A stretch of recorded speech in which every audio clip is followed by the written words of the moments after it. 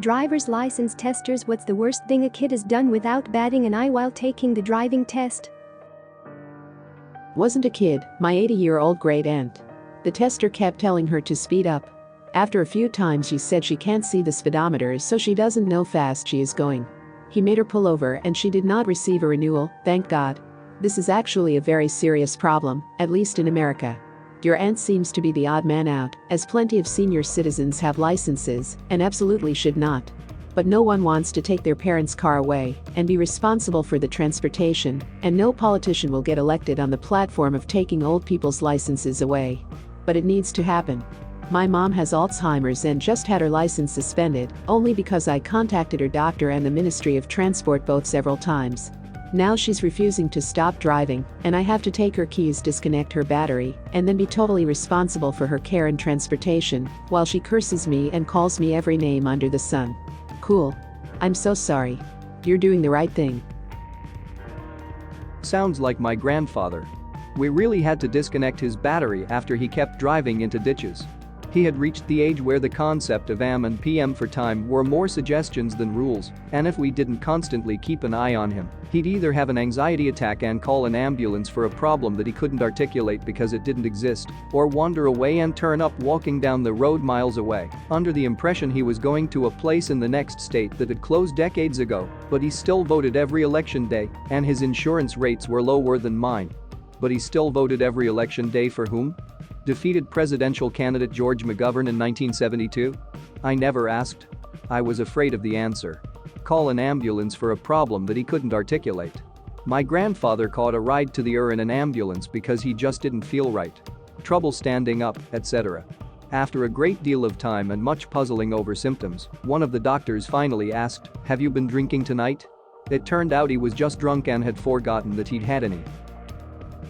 As someone who worked in a DMV for many years issuing driver's licenses, even though I wasn't a license examiner, I think I'm the closest thing to your target respondent so far. The craziest thing I ever witnessed with my own eyes was a dude who somehow managed to lose control at 15 miles per hour, jumped the curb, and smashed into the guardrail. Needless to say, he was not issued a license. The best story I ever heard from a coworker happened immediately after she came inside swearing a blue streak because, during a part of the test where the examiner stands on the curb in order to observe maneuvers, her customer drove up over the curb and straight into her knee. Oh no. That's less than optimal. Not her best day of work, for sure. The license examiners put up with so much crazy shit all the time, I couldn't understand how they did it. Being at the license or registration windows where the biggest threat was people trying to come over the counter at you was bad enough. They got the joy of dealing with the same irate people, but outside in their death trap, on air-conditioned cars, while literally taking their lives in their hands.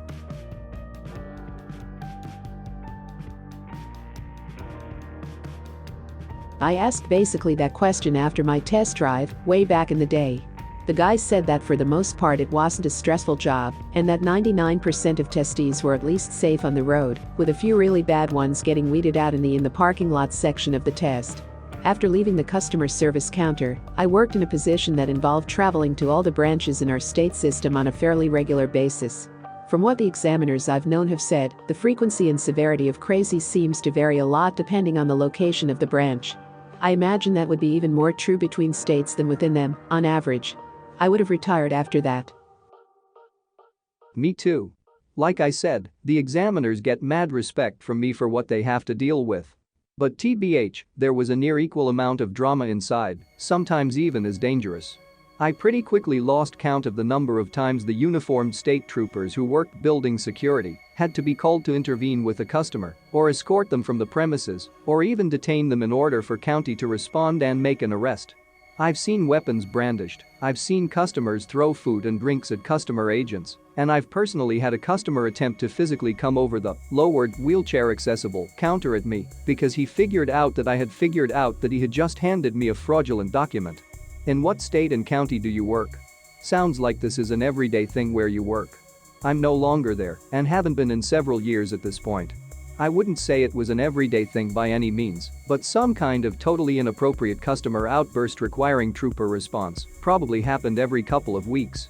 I don't think I should get as specific as county and state, but I promise you, it's very similar in most densely populated US metropolitan areas. This reminded me of a moment I had during my final test. The tester had an arm injury and was wearing a brace on his right arm. I took a left turn way too hard and caused him to accidentally hit his arm against the door. I was just like, oh fuck, I'm so sorry. Surprisingly, he passed me that day and maybe he didn't want me to come back Lamau. To be fair, that maneuver likely wouldn't have been bad enough to fail under normal circumstances, it seemed worse only because of his injury. It would have been unfair to judge you harsher because of it. Part of driving safely is evaluating the circumstances. Taking a turn hard enough to force someone's arm into the door when it's already injured is failing to do that.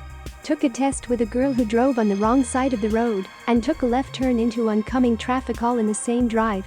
It was due my school and she was banned from taking it through the school because of that. How does that happen? Like, how do you get your mandatory hours in with a practice permit, yet drive on the wrong side of the road? No fucking clue. The road was splitting and there was a median, and for some reason she took the left side. Worst part was that there was the median, so we had to drive on the wrong side until there was an opening to go back over. Man, that really sucks considering there was recently a deadly head-on-head collision near me on the interstate that killed 6 people. The wrong lane car was headed for a funeral as well. Well, it seems like they still are heading to a funeral now. Yeah, but RIP those poor souls. Yes, definitely. Especially considering that the actions of one driver decided the fate of others. I don't know how long ago this person's story is from, but about 5 years ago when I was getting my license, they didn't care about the 15 mandatory hours or whatever it was. The driving test guy just asked me if I had completed them and I said yes, which was true, I had, but he didn't ask for any proof or anything, he just said, okay, cool. Emigrated from a country that drives on the other side? It happens. Though it's still no excuse when the position of the steering wheel should be a dead giveaway. They were Minnesotans on their way to a funeral in North Dakota, but were all mixed up outside of Rochester and were headed to Wisconsin by mistake. Was she raised in a country that drives on the opposite side of the road? I don't think so, I think she was American. I think she just got confused because she was driving normally most of the time, then on that one road she did that for some unknown reason. It's available at most schools, but not mandatory. We had a driver's ed class, so we did all the non-car stuff in school, and then you just do 3 sessions of slow stuff like parking and 3 sessions of on-road driving out of school. Then you take the road test, where I almost eyed low. I went forward instead of in reverse when the tester was standing in front of me on the curb. I failed. I wonder. SHHH, don't let movie-making companies see it. It's an origin story. Bruno, I think you are going to pass me.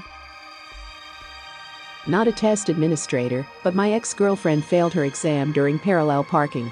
She backed in perfectly then sped through the front cones. While I was waiting for my turn to do my CDL test, I watched a guy in a semi back into a light pole, and instead of seeing what he gently backed into, gassed it and knocked it over. Needless to say, I didn't get to take my test for an hour or so while they cleaned it up. Did you pass after all that mess was over with? Yep, passed on my first try. Very nice. Several in one day actually. I wasn't a tester, but I was waiting in line to J my test with about 30 other people. 1. The car they were trying to use didn't have valid registration or inspection. Automatic fail. 2. The car had no brake lights. Automatic fail. 3. The insurance was expired in the car. 4. Put it in reverse instead of drive. Nearly backed into the car behind them, but didn't. Automatic fail. 5. Ran over the parallel parking cone completely. Automatic fail. 6. Hit the curb turning left out of the lot somehow. Automatic fail. These were 6 different people who went before me. It was beyond frustrating. I waited over an hour for 6 out of the 10 people in front me to not even make it out of the parking lot. Was that all with the same instructor? My dad did testing for a few years, and he once had a girl stop on railroad tracks. There was a train coming slowly, but still it takes them a long time to stop, and it blasted the horn right into the car passenger side, with the window open. This just made her freeze up even more. He had to reach his foot over to her side to hit the accelerator. Holy crap. Okay, 3 stories. My ex drove a geo tracker, tiny car.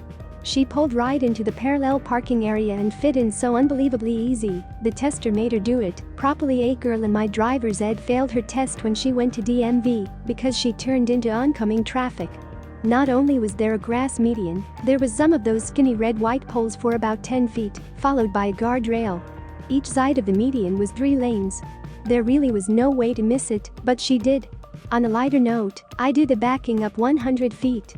When the tester told me when I stopped and before I put it into park, he asked me a few verbal questions, then proceeded to give me directions to leave the area and back to the parking lot where the parallel parking test would be done. Never put the car in drive, pressed the gas, and car went flying in reverse for about 20 feet. He apologized and said, "My fault for distracting you. As far as I'm concerned, that never happened." I witnessed some girl from a different country, she barely spoke our language, fail the parking part of the exam. Basically, you had 6 things you could do and 4 are required. We had to stop at a stop sign almost perfectly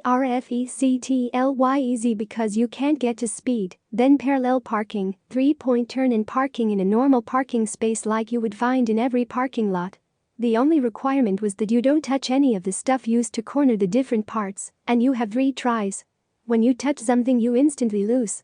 So this girl literally took apart the exam place.